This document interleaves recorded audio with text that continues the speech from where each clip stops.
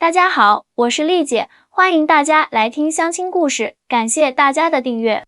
今天要给大家讲一个关于两岸农业技术交流的故事，也是一个关于消除偏见、相互学习的故事。这个故事发生在台湾南部的一个农业小镇，主角是我去年牵线撮合的一对新人，台湾小伙阿红和大陆姑娘小芳。阿红是个地道的台湾农二代，家里世代务农，专门种植水果，特别是凤梨和芒果，在当地还挺有名气。他爸妈年纪大了，想退休享福，就把整个果园交给阿红打理。阿红虽然看起来年轻，但他可不是纸上谈兵的农业新手，而是科班出身的高材生，台湾大学农业经济系毕业，还有台湾农业研究院的专业证书，对现代农业技术可说是驾轻就熟。小芳呢，是江苏人，在上海一家外企工作，因为公司业务来台湾出差时认识了阿红，两人一见钟情，经过1年多的异地恋，终于修成正果。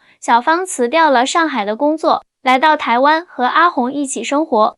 婚后小两口生活甜蜜，但问题出在小芳的父亲。小芳爸，一个地道的江苏农民，在家乡种了一辈子地，听说女儿嫁给了一个台湾农民，他心里可不是滋味。什么？嫁给台湾农民？咱们大陆现在经济这么发达，你放着上海的好工作不做，跑去台湾当农民媳妇，这不是倒退吗？小芳爸一开始知道这事儿简直气炸了肺，小芳好说歹说才让父亲理解，还告诉他阿红家的水果园年收入不菲，比他在上海的工资还高，并且台湾的农业其实非常现代化。但小芳爸对台湾的印象还停留在几十年前，总觉得台湾就是个小岛，能有什么了不起的农业技术？那个阿红家是种什么的？种点水果而已，有什么技术含量？不就是种地吗？老子种了一辈子地，什么没见过？小芳爸很是不屑。就在小两口结婚1周年的时候，小芳爸终于决定来台湾看看女儿过得怎么样。临行前，他还特意带上了自己珍藏多年的祖传农技秘方，说是要帮女婿提升一下种植水平。哎呦，这老头儿真是打心眼里看不起台湾农业啊！结果，小芳爸刚到台湾的第2天，就彻底颠覆了他之前的认知。这180度的大转变，真是令我这个当红娘的都惊掉了下巴。小芳爸一下飞机，阿红就开车带他们去果园。一路上，小芳爸东瞧瞧西看看，嘴上不说，心里却是哼，不就是路修得好点吗？路好有什么用？地种不好一样饿肚子。到了果园，远远望去，一大片整齐的果树映入眼帘，每一排都规划得井井有条，像军队一样笔直。小芳爸心想，排得整齐有什么用？能增产吗？阿红笑着说，爸，欢迎来到我们的智慧果园。什么智慧果园？不就是一片果树吗？小芳爸嘀咕着，来，我带您参观一下。阿红拿出平板电脑，点开一个应用程序，屏幕上立刻显示出整个果园的实时监控数据，土壤湿度、温度、养分含量，每棵树的生长状况，甚至空气中的害虫密度都一目了然。这是我们的智能监控系统，所有的果树都连接到中央数据库。您看，这棵树的土壤偏干，系统会自动启动该区域的滴灌装置。阿红指着一棵凤梨树旁边的小装置说道。小芳爸瞪大了眼睛，你是说这些树可不可？你不用看就知道，浇水也不用人工操作。当然，阿红笑着解释，台湾农业早就实现智能化了，我们这个系统是台湾农业研究院和工研院一起开发的，能根据每棵树的需求，精确控制水分和肥料的供应，既省水又省肥，还能提高产量。小芳爸虽然表面上不动声色，但心里已经有点震惊了。在他的老家，浇水施肥还是靠经验和人工，哪有这么精准的计算？随后，阿红带着小芳爸参观了他们的水果分选包装车间，这里有全自动的光学分选机，能够根据水果的大小、颜色、成熟度和内部品质进行精确分类。这台机器能扫描每个水果的内部，检测糖度、酸度和水分含量，然后根据数据把水果分成不同等级，完全不用人工判断。阿红自豪地介绍道，小芳爸摸着下巴，眼睛都不眨一下地盯着那些高科技设备。他不得不承认，这和他想象中的台湾农业完全不一样。瞧，这是我们的冷链物流中心。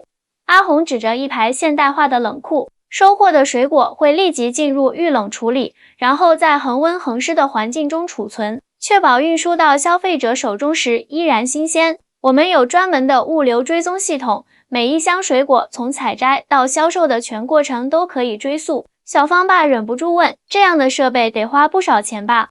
确实不便宜。阿红坦率地说，但台湾政府对农业现代化有补贴，再加上我们农民合作社集体购买，分摊下来也能承担。最重要的是，这些投入能带来品质的提升，让我们的产品卖出好价钱。这时，阿红接到一个电话，说是有日本客户要视频确认下一批芒果的质量。阿红立刻用平板电脑接通了视频会议，用流利的日语与客户交谈，讨论着芒果的品种、甜度和发货时间。小芳爸目瞪口呆，这哪里是他印象中的农民啊，简直就是个国际贸易商嘛。吃晚饭时，阿红拿出一瓶自家酿的水果酒，说是用他们果园里的凤梨酿制的。小芳爸尝了一口，眼睛一亮，好喝，这比我们老家的米酒还香。这是我们的副产品开发项目。阿红解释道，台湾农业很注重产业多元化，我们不只卖新鲜水果，还开发了果酒、果干、果酱等加工品，甚至还有水果面膜和精油，提高附加值。您明天可以去我们的农产品展示厅看看，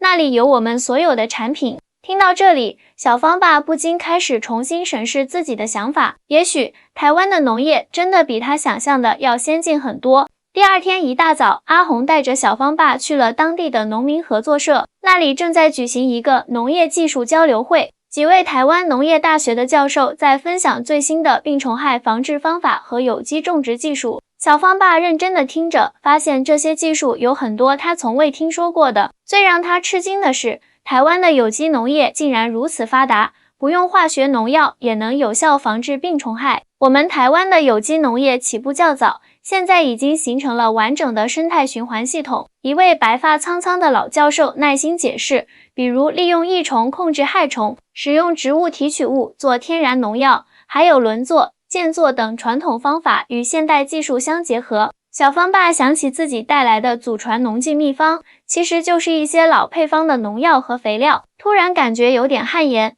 会后，阿红带小芳爸参观了合作社的农产品检测中心，这里配备了各种先进的检测设备，可以检测农产品中的农药残留、重金属含量和营养成分。台湾消费者对食品安全要求非常高，阿红说，所以我们每批产品出货前都要严格检测，确保符合标准。这也是为什么台湾农产品能卖出好价钱，甚至远销日本、欧美等地。小芳爸若有所思地点点头，他想起自己家乡的农产品很少经过这样严格的检测，也难怪卖不出好价钱。中午，阿红带小芳爸去了一家农家餐厅，这是由当地农民合作社开设的，主打从田园到餐桌的理念，使用当地新鲜的农产品烹制各种美食，这也是农业6次产业化的一部分。阿红边吃边解释，把第一产业的种植、第二产业的加工和第三产业的服务结合起来，创造更多价值。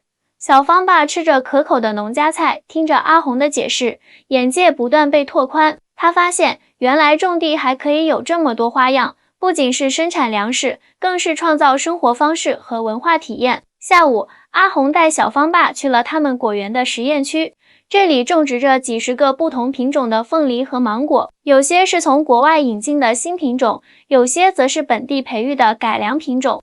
这是我们的品种改良实验，阿红介绍道。我们通过嫁接和杂交，培育出更适合台湾气候的品种，提高产量和品质。比如这种金钻凤梨，就是台湾自主培育的，比传统品种甜度高 30%， 而且耐储存，很受市场欢迎。小芳爸好奇地问，你们怎么知道哪个品种更好？靠猜吗？当然不是，阿红笑着拿出平板电脑，我们有完整的数据记录和分析系统，从种植到收获，每个品种的生长情况、产量、品质都有详细记录，然后通过大数据分析，找出最优品种和最佳种植方法。小芳爸看着那些复杂的图表和数据，不禁感叹，现在种地也这么讲究数据啊。是啊，现代农业早已不是凭经验种地了，而是精准农业，讲究科学和数据。阿红解释，台湾的农业教育很发达，几乎每个专业农民都接受过系统的农业培训，很多还有大学学历。每年政府和农会还会组织各种培训课程，帮助农民更新知识和技能。小芳爸不由得想起自己那本泛黄的农技秘方手册，突然觉得有点可笑。他曾经以为自己的经验是宝贵财富，现在才明白，在科学和数据面前，经验有时候也会过时。晚上，阿红邀请了几位邻居来家里聚餐，都是当地的农民。小芳爸惊讶地发现，这些台湾农民不仅懂种植技术，还精通市场营销和国际贸易。他们谈论的不是传统意义上的丰收不丰收，而是产品定位、品牌建设和国际市场拓展。我们不再满足于卖初级农产品，一位种葡萄的农民说，而是打造自己的品牌，开发高附加值产品，走精品路线。比如我的葡萄，除了鲜食，还加工成葡萄酒、葡萄籽油、美容护肤品等，价值翻了好几倍。对，另一位农民接话，我们还成立了农业观光园区，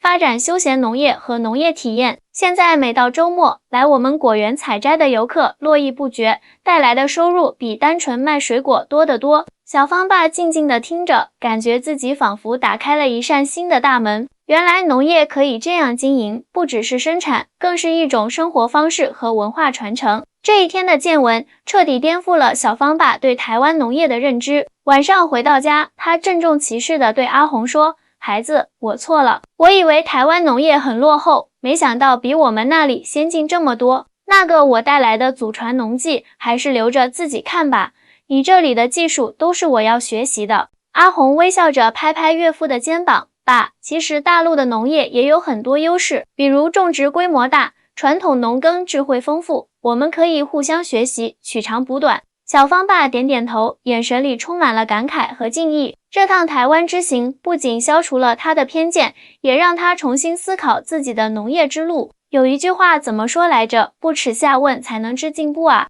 第二天一早，小芳爸主动提出要去镇上的农业资材店看看，阿红欣然答应，心里暗暗高兴，岳父开始对台湾农业产生兴趣了。到了农资店，小芳爸被琳琅满目的农业用品惊得目不转睛。这哪里是他印象中的小农资店啊，简直就是个农业科技展览馆，各种智能喷灌设备、土壤检测仪、生物有机肥、生态防虫设备应有尽有，甚至还有无人机和智能温室控制系统。这些设备农民都用得起吗？小芳爸忍不住问道。店主是个50多岁的中年男子，笑呵呵地回答，当然用得起。政府有补贴，农会有优惠，再加上合作社集体购买，成本分摊下来很合理。而且这些设备能提高效率，减少人工成本，长期来看反而省钱。小芳爸拿起一袋生物有机肥，仔细查看成分表，这种肥料和化肥比，效果怎么样？效果一点不差，店主自豪地说，而且对土壤友好，不会造成污染和板结。台湾现在推广循环农业，很多有机肥都是用农业废弃物和畜牧业废料制成的，既环保又高效。阿红补充道，爸，我们果园就用这种有机肥，不仅水果品质好，土壤也越来越肥沃。以前台湾也大量使用化肥，结果导致土壤酸化、地下水污染。现在我们吸取教训，走可持续发展的路线。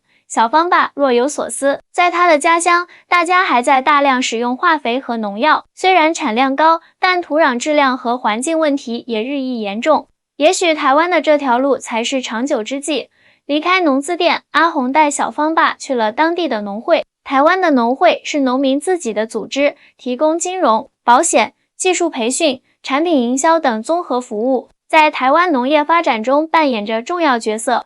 我们每个月都有技术培训课程，农会主任热情地招待他们，从种植技术到市场营销，从农产品加工到电子商务，帮助农民全方位提升能力。我们还有专门的农业金融服务，为农民提供低息贷款，支持他们更新设备和扩大生产。小芳爸参观了农会的农产品展示厅，各种精美包装的农产品和加工品让他赞叹不已。这些包装很有质感啊，看起来就很高档。包装也是产品的一部分。主任解释，现在消费者不只看重产品本身，也注重购物体验和情感价值。我们请专业设计师为农产品设计包装，提升附加值。比如这款礼盒，售价是普通包装的3倍，但销量反而更好，尤其受商务人士和游客欢迎。小方爸拿起一盒包装精美的凤梨酥，心想，这和我们那边的农产品完全是两个档次啊！我们只注重产量，没想到还有这么多学问。中午，阿红带小方爸去了一家农业体验餐厅。这家餐厅不仅供应美食，还有小型菜园和水果园，顾客可以亲手采摘蔬果，然后由厨师现场烹饪。这就是我之前说的休闲农业。阿红解释，把农业和旅游、教育、餐饮结合起来，创造全新的价值链。现在台湾很多农民都开始经营这类农业体验项目，收入比传统种植高多了。小方爸看着餐厅里开心体验的家庭和孩子们，突然觉得农业也可以这么有趣和充满活力。在他的印象中，农业一直是辛苦、单调的劳动，但在台湾，农业似乎变成了一种充满创意和乐趣的事业。下午，阿红特意带小方爸去拜访了一位农业达人陈老师。陈老师今年70多岁，是台湾农业技术改革的先驱之一。退休前是农业研究院的高级研究员，现在仍然活跃在农业创新一线。陈老师的家就在果园旁边，一进门，小方爸就被满屋的农业书籍、期刊和奖状惊呆了。陈老师从40年前就开始研究有机农业和生态种植。阿红介绍道，他培育的几个水果新品种现在已经成为台湾的主打品种，他发明的几种病虫害生物防治方法也在全岛推广。陈老师谦虚地笑了笑，哪里，我只是喜欢钻研而已。其实台湾农业的发展是集体智慧的结晶，政府、学术机构、农会和广大农民共同努力的结果。小方爸被陈老师的谦虚和学识深深打动，忍不住请教陈老师，您觉得现代农业最重要的是什么？陈老师思考了一下，语重心长地说，我认为现代农业最重要的是创新精神和可持续理念。农业不能固步自封，要不断学习新知识，采用新技术，同时又要尊重自然规律，与自然和谐相处，才能基业长青。小方爸认真的点点头，若有所悟。陈老师带他们参观了自己的实验田，里面种植着各种奇特的水果和蔬菜，有些甚至是小方爸从未见过的。这是我最新培育的抗病毒甜椒品种。陈老师指着一排健壮的甜椒植株说，通过分子育种技术，增强了植株的免疫系统，不用农药也能抵抗多种病毒侵袭。小方爸好奇地问，分子育种，那是什么技术？陈老师耐心解释，简单来说，就是在分子水平上改良作物基因，提高作物的特定性能。这与传统的杂交育种相比，更精准、更高效，但原理其实一脉相承，都是选择优良性状，只是手段更科学了。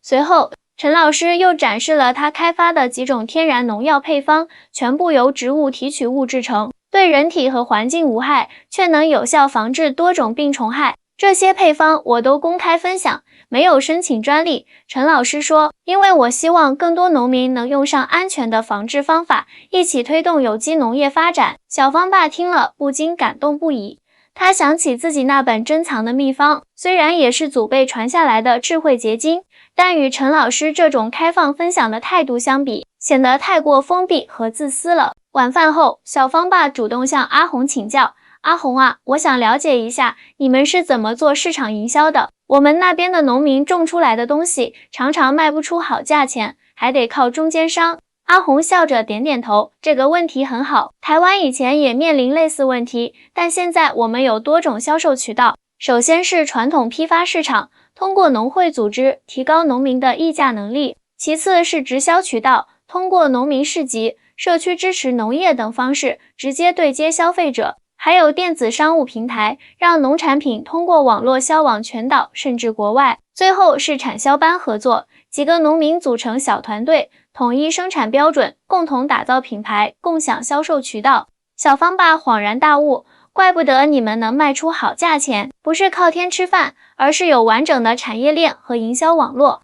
对啊，阿红继续解释，现代农业已经不只是种地那么简单，而是一个系统工程，从种植到销售，每个环节都需要专业知识和现代管理。台湾农民现在更像是农业企业家，既懂技术又懂经营。小方爸沉默了一会儿，突然说，阿红，我想跟你学习现代农业技术和管理。我回去后也想改变我们那里的种植方式，提高效益。阿红惊喜地看着岳父，太好了，我很乐意分享我的经验。其实大陆的农业规模和资源都比台湾丰富，如果能结合台湾的精细化管理和技术创新，潜力会更大。就这样，小芳爸从最初的轻视到现在的虚心请教，态度来了个180度大转变，这变化也太戏剧化了吧。后来的几天里，小芳爸几乎把阿红果园的每个角落都研究了个遍，还向陈老师讨教了很多技术问题，甚至专门买了一大堆农业书籍和期刊，准备带回大陆好好研读。临走前一天，小芳爸郑重其事地对阿红说：“阿红，谢谢你这几天的接待和教导，我以前真是井底之蛙，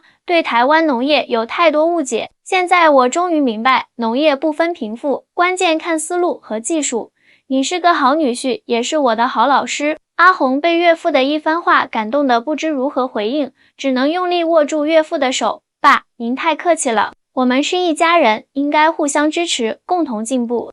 其实我也从您那里学到了很多，比如您种了几十年地的实践经验和对土地的那份热爱都是非常宝贵的。小芳在一旁偷偷抹眼泪，心想当初真是找对人了。阿红不仅是个好丈夫，还能让爸爸这么服气，真是太不容易了。离别那天，小芳爸硬是塞给阿红一个 U 盘，这是我整理的一些大陆农业政策和市场信息，也许对你拓展大陆市场有帮助。咱们以后要多交流，优势互补，共同发展。阿红感动地接过 U 盘，谢谢爸，我会认真研究。我也准备了一些台湾农业技术资料和软件给您，希望对您有所帮助。就这样，一个带着救济心态来台湾的大陆岳父，最终成了台湾女婿的忠实粉丝和学习伙伴。这一段跨海峡的农业交流，不仅拉近了两个家庭的距离，也为两岸农业合作播下了种子。小芳爸回到大陆后，立刻着手改革自己的农场管理方式，